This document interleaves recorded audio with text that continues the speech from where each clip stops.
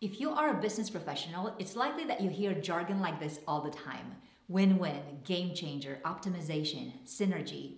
And people who use these words are often accused of committing linguistic sins.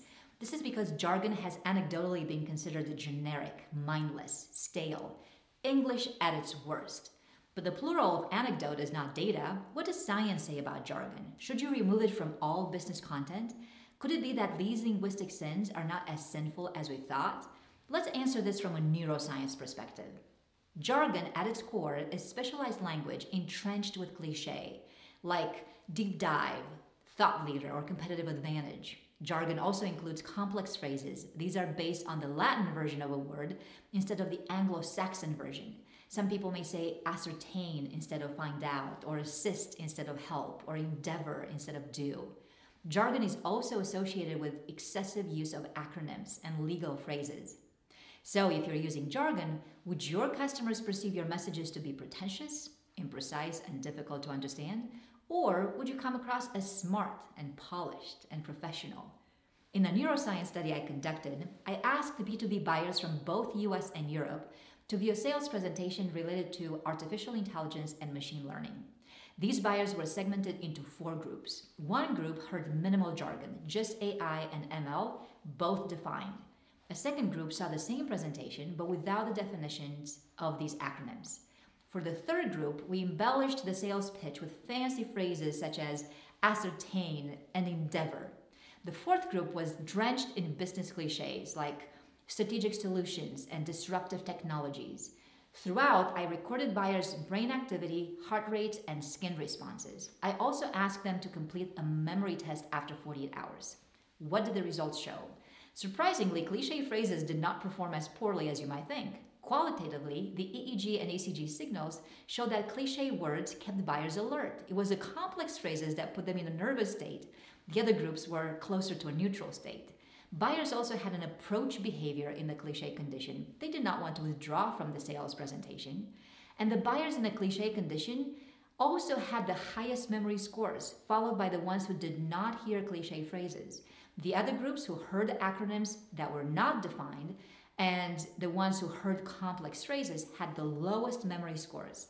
So a few practical guidelines already emerge. Avoid complex phrases because people don't remember important messages. For native speakers, they provoke the lowest motivation, and for non-native speakers, the highest level of fatigue.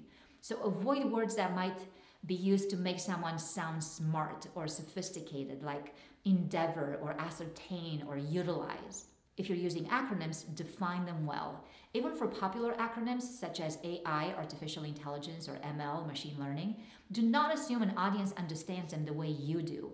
When you define your jargon, buyers experience less cognitive workload, more motivation, and they're also less fatigued during the solution part of a presentation, which is really when you need buyers to be alert and receive your message.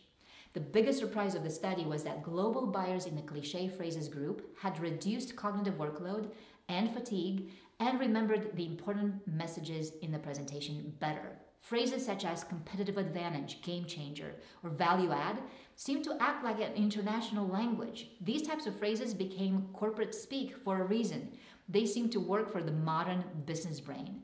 And we can hypothesize why cliché phrases might sum up complex issues in fewer words and enable people to talk precisely to each other about concepts they're familiar with. These phrases might give the impression that everyone is part of the same group. This is why perhaps global buyers reacted well to them. They gave the sense of a shared identity.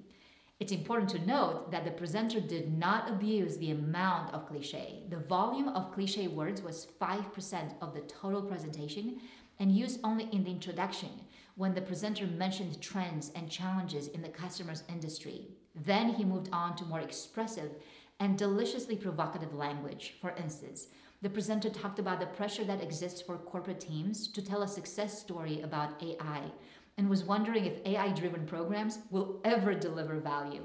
He also talked about solving data bottlenecks and the allure of super low latency, which lets you know a driver's location now, not 30 minutes from now. So you see there was a balance between routine and zestful language. In short, sprinkling some cliché in your business content is not the cardinal sin we once believed. Buyers will still stay engaged and remember the essential. This is why we enjoy using neuroscience to debunk popular myths. It's a game changer.